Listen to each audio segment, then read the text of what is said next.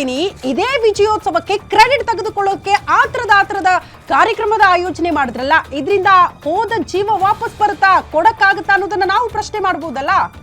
ಕಾಲ್ ತುಳಿದ ಕಥೆಯನ್ನ ಸ್ವತಃ ಕುಟುಂಬಸ್ಥರು ಅಲ್ಲಿ ಇದ್ರಲ್ಲ, ಅವರೇ ಆ ಸನ್ನಿವೇಶಗಳನ್ನ ತೆರೆದಿಡ್ತಾ ಇದ್ದಾರೆ, ಹೆಂಗಿತ್ತು ಅಲ್ಲಿನ ಪರಿಸ್ಥಿತಿ ಅಂತ. ಸೂಕ್ತ ಸಮಯಕ್ಕೆ ಒಂದು ಆಂಬ್ಯುಲೆನ್ಸ್ ಸಿಗ್ಲಿಲ್ಲ. ಎಕ್ಸಾಕ್ಟ್ಲಿ ಈ ಪ್ರಶ್ನೆ ನಮ್ಮನ್ನ ಕಾಡುತ್ತೆ. ನಿನ್ನೆ ಆ ವ್ಯವಸ್ಥೆ ನೋಡಿದ್ವಲ್ಲ, ಇಷ್ಟು ದೊಡ್ಡ ಕಾರ್ಯಕ್ರಮದ ಆಯೋಜನೆ ಆಗುತ್ತೆ, ಈ ರೀತಿ ಸೆಲೆಬ್ರಿಟಿಗಳು ಬರ್ತಾರೆ, RCB ಆಟಗಾರರು ಬರ್ತಾರೆ, ಲಕ್ಷಾಂತರ ಜನ ಸೇರ್ತಾರೆ ಅಂದ್ರೆ ಅಲ್ಲಿ ಏನೇ ಹೆಚ್ಚು ಕಡಿಮೆ ಆಗ್ಲಿ, ತುರ್ತು ಚಿಕಿತ್ಸೆಗೆ ಅಂತ ಆಂಬ್ಯುಲೆನ್ಸ್ಗಳ ನಿಯೋಜನೆ ಆಗಬೇಕಾಗಿತ್ತು, ಆಂಬ್ಯುಲೆನ್ಸ್ಗಳು ಇರಬೇಕಾಗಿತ್ತು. ಬಟ್ ಯಾವ ಆಂಬ್ಯುಲೆನ್ಸ್ ಕಾಣಿಸ್ಲಿಲ್ಲ, ತುರ್ತು ಚಿಕಿತ್ಸೆ ಕೊಡೋದಕ್ಕೆ ಸಿಬ್ಬಂದಿ ಇರಲಿಲ್ಲ, ಆರೋಗ್ಯ ಸಿಬ್ಬಂದಿ ಅಂತೂ ಕಾಣಿಸ್ಲೇ ಇಲ್ಲ. ಅಂದ್ರೆ ಅಲ್ಲಿಗೆ ಅರ್ಥ ಮಾಡ್ಕೊಳ್ಳಿ ಎಷ್ಟು ಅವ್ಯವಸ್ಥೆ ಇತ್ತು, ಯಾವುದೇ ರೀತಿಯ ಪ್ಲಾನಿಂಗ್ ಆಗಿರ್ಲಿಲ್ಲ ಈ ಕಾರ್ಯಕ್ರಮಕ್ಕೆ ಅಂತ. ಪೊಲೀಸರು ಎತ್ಕೊಂಡು ಓಡೋಗಿದ್ದಾರೆ ಅಸ್ವಸ್ಥರನ್ನ, ಆಟೋದಲ್ಲಿ ಕರ್ಕೊಂಡು ಹೋಗಿದ್ದಾರೆ ಕುಟುಂಬಸ್ಥರು, ಅಲ್ಲಿ ಗಾಯಗೊಂಡವರನ್ನ.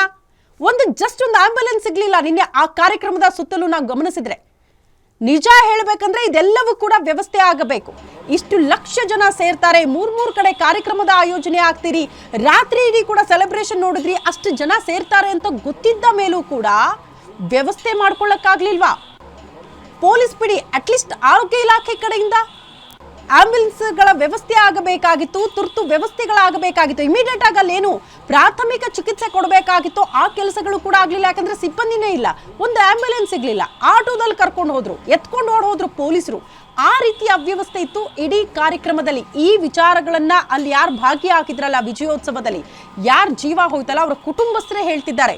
ಆಂಬ್ಯುಲೆನ್ಸ್ ಸಿಗ್ಲಿಲ್ಲ ಸರ್, ಬೇಡ್ಕೊಂಡ್ವಿ, ಅಂಗಲಾಚಿ ಬೇಡ್ಕೊಂಡ್ರು ಕೂಡ ಯಾರು ವ್ಯವಸ್ಥೆ ಮಾಡ್ಕೊಡೋರು ಇರಲಿಲ್ಲ, ನಮಗೆ ಗೋಳಾಟ ಕೇಳಕ್ಕಿರ್ಲಿಲ್ಲ, ನಾವೇ ಎತ್ಕೊಂಡು ಹೋದ್ವಿ, ಆಟೋದಲ್ಲಿ ಕರ್ಕೊಂಡು ಹೋದ್ವಿ, ಪೊಲೀಸರಿಗೆ ಮನವಿ ಮಾಡ್ಕೊಂಡು ಅವ್ರು ಎತ್ಕೊಂಡು ಹೋದ್ರು ಅಂತ. ಈ ರೀತಿ ಕುಟುಂಬಸ್ಥರು ಅಲ್ಲಿನ ಅವ್ಯವಸ್ಥೆಯನ್ನ ಬಿಚ್ಚಿಟ್ಟಿದ್ದಾರೆ. ನಾನು ಆಗ್ಲೇ ಹೇಳ್ತಾ ಇದ್ನಲ್ಲ, ಕಂಪ್ಲೀಟ್ ಆಗಿ ರಾಜ್ಯ ಸರ್ಕಾರ ಕ್ರೆಡಿಟ್ ತೆಗೆದುಕೊಳ್ಳೋದಕ್ಕೇನೆ ಇಷ್ಟು ಆತ್ರವಾಗಿ ಕಾರ್ಯಕ್ರಮದ ಆಯೋಜನೆ ಮಾಡ್ದಂಗೆ ಬಹಳ ಸ್ಪಷ್ಟವಾಗಿ ಗೊತ್ತಾಗ್ಬಿಡ್ತಪ್ಪ.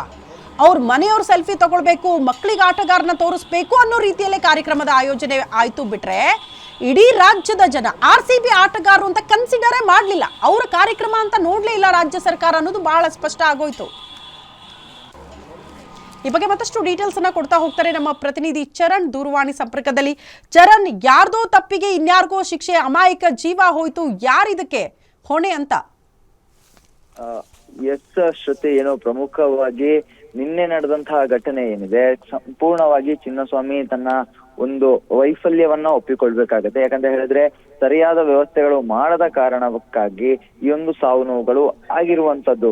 ಏನೋ 11 ಜನ ಮೃತಪಟ್ಟಿರುವಂತದ್ದು, ಇದರ ಜೊತೆಗೆ 24 ಜನ ಆಸ್ಪತ್ರೆಗೆ ದಾಖಲಾಗಿದ್ರೆ ಅದಕ್ಕಿಂತಲೂ ಹೆಚ್ಚು ಮಂದಿ ಸಣ್ಣ ಪುಟ್ಟ ಗಾಯಗಳಿಂದ ಒಂದು ಎಫೆಕ್ಟ್ ಆಗಿರುವಂತದ್ದು. ಪ್ರಮುಖವಾಗಿ ಈ ನಿನ್ನೆಯ ಘಟನೆಗೆ ಒಂದು ಪೂರಕವಾಗಿ ನೋಡ್ತಾ ಹೋದ್ರೆ, ನಿನ್ನೆಯ ಘಟನೆಯಲ್ಲಿ ಒಂದಿಷ್ಟು ನನಗೆ ಒಂದು ಮಾತು ಹೇಳಿ, ಜಸ್ಟ್ ಒಂದು ಸಮಾವೇಶ ಆಗುತ್ತೆ ಒಂದು ಪಕ್ಷದ ಕಡೆಯಿಂದ ಅಂದ್ರೂ ಕೂಡ ಅಲ್ಲಿ ಎಲ್ಲಾ ರೀತಿಯ ವ್ಯವಸ್ಥೆ ಅಚ್ಚುಕಟ್ಟಾಗುತ್ತೆ, ಸಾಕಷ್ಟು ಜನ ಸೇರ್ತಾರೆ ಅಂದ್ರೆ ಒಂದು ಆಂಬ್ಯುಲೆನ್ಸ್ ವ್ಯವಸ್ಥೆ, ಯಾರಾದ್ರೂ ಅಸ್ವಸ್ಥರಾಗ್ಲಿ, ಉಸಿರಾಟದ ಸಮಸ್ಯೆ ಆಗ್ಲಿ, ಕಾಲ್ ತುಳಿತ ಉಂಟಾಗ್ಲಿ, ಇಂತಹ ಘಟನೆಗಳಾದಾಗ ಪ್ರಾಥಮಿಕ ಚಿಕಿತ್ಸೆ ಕೊಡೋದಕ್ಕೆ ವ್ಯವಸ್ಥೆ ಇರ್ಬೇಕಲ್ಲ, ಸ್ಪಾಟ್ ಅಲ್ಲಿ ಯಾವುದೂ ಇರ್ಲಿಲ್ವಾ ಅಂತ ನಿನ್ನೆ? ಎಸ್ ಶ್ರುತಿ, ನಿನ್ನೆಯ ಒಂದು ಸಂದರ್ಭದಲ್ಲಿ ಯಾವುದೇ ರೀತಿಯಾದಂತಹ ವ್ಯವಸ್ಥೆಯನ್ನ ಮಾಡ್ಕೊಂಡಿರಲಿಲ್ಲ. ಪ್ರಮುಖವಾಗಿ ಜನಸಂದಣಿ ಜಾಸ್ತಿ ಆಗಿತ್ತು. ಆಂಬ್ಯುಲೆನ್ಸ್ಗಳು ಆಸ್ಪತ್ರೆಯಿಂದ ಬಂದು ಕರೆದುಕೊಂಡು ಹೋಗುವಂತ ಪರಿಸ್ಥಿತಿ ನಿರ್ಮಾಣ ಆಗಿತ್ತು. ಪ್ರಮುಖವಾಗಿ ದಿವ್ಯಾಂಶಿ ಅನ್ನುವಂತ ಒಂದು ಹುಡುಗಿ ಏನ್ ಮೃತಪಡ್ತಾಳೆ, ಅಂತಹ ಸಂದರ್ಭದಲ್ಲಿ ಅಲ್ಲಿನ ಪೋಷಕರು ಆಟೋದಲ್ಲಿ, ಆ ಒಂದು ಟ್ರಾಫಿಕ್ ನಲ್ಲಿ ಆಟೋದಲ್ಲಿ ಆ ಒಂದು ಹುಡುಗಿಯನ್ನ ಕರೆದುಕೊಂಡು ಅಂತ ಹೋಗುವಂತ ಕೆಲಸ ಆಗುತ್ತೆ.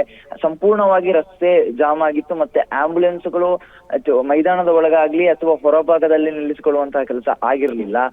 ಪ್ರತಿಯೊಂದು ಕಾಲ್ತುಳಿತಾದಂತಹ ಸಂದರ್ಭದಲ್ಲಿ ಗಾಯಾಳುಗಳಿಗೆ ಆಂಬ್ಯುಲೆನ್ಸ್ಗಳು ಮೈನ್ ಗೇಟ್ ಬಳಿ ಬರ್ತಾ ಇರ್ಲಿಲ್ಲ. ಆಸ್ಪತ್ರೆಗಳಿಂದ ಬಂದು ಸರ್ಕಲ್ ಏನಿದೆ, ಆ ಒಂದು ಸರ್ಕಲ್ ಬಳಿ ಬರ್ತಾ ಇತ್ತು. ಅಲ್ಲಿಯವರೆಗೂ ಆ ಒಂದು ಗಾಯಾಳುಗಳೇನಿದ್ದಾರೆ ಅವ್ರನ್ನ ಎತ್ತಿಕೊಂಡು ಹೋಗಿ ಆಂಬ್ಯುಲೆನ್ಸ್ಗೆ ಹಾಕುವಂತ ಕೆಲಸ ಆಗ್ಬೇಕಿತ್ತು. ಪ್ರಮುಖವಾಗಿ ಎಲ್ಲೋ ಒಂದು ಕಡೆಯಲ್ಲಿ ಸಂಪೂರ್ಣವಾಗಿ ಸುರಕ್ಷತೆಯನ್ನ ನೋಡ್ಕೊಳ್ಳುವಲ್ಲಿ ಸಂಪೂರ್ಣವಾಗಿ ವಿಫಲ ಆಗಿದೆ ಅಂತಾನೆ ಹೇಳ್ಬೋದು. ಆಂಬ್ಯುಲೆನ್ಸ್ಗಳನ್ನ ನಿಲ್ಲಿಸಿಡ್ಬೇಕಿತ್ತು, ಸೇಫ್ಟಿ ಮೆಜರ್ಸ್ ಗಳನ್ನ ತೆಗೆದುಕೊಳ್ಬೇಕಿತ್ತು. ಆದ್ರೆ ಇದು ಯಾವುದೇ ರೀತಿಯಾದಂತಹ ಕ್ರಮಗಳನ್ನ ತೆಗೆದುಕೊಳ್ಳದೆ ಇರೋ ಹಿನ್ನೆಲೆಯಲ್ಲಿ ಇಷ್ಟು ದೊಡ್ಡ ಘಟನೆ ಆದ್ರೂ ಈಗ ಚಿನ್ನಸ್ವಾಮಿ ಆಗಿರ್ಬೋದು, ಸರ್ಕಾರ ಆಗಿರಬಹುದು, ಪರಿಹಾರವನ್ನ ಘೋಷಿಸಿ ಸುಮ್ಮನಾಗಿದೆ. ಆದ್ರೆ ಪೋಷಕರ ಗತಿ ಏನು, ಕುಟುಂಬಸ್ಥರ ಗತಿ ಏನು ಅನ್ನೋದು ಪ್ರಶ್ನೆಯಾಗಿ ಉಳಿತಾ ಇರುವಂತದ್ದು. ಓಕೆ ಚರಣ್, ಧನ್ಯವಾದಗಳು ತಮ್ಮೆಲ್ಲ ಮಾಹಿತಿಗೆ.